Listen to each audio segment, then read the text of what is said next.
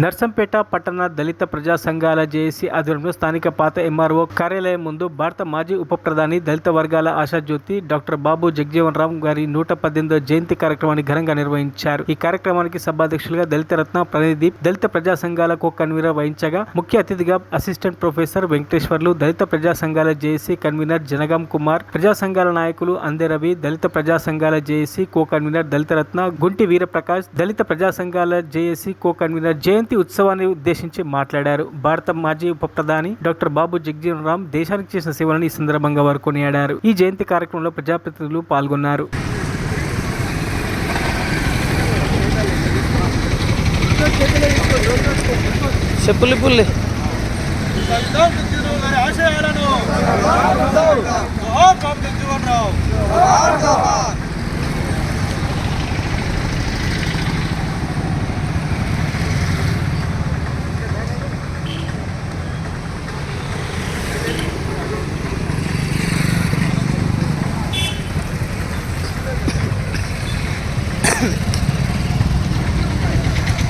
Last పడాలి కదా, వీళ్ళు పడతాను.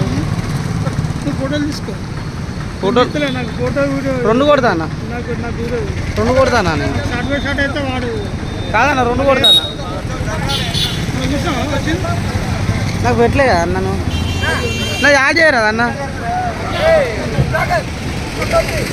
ఫోటో.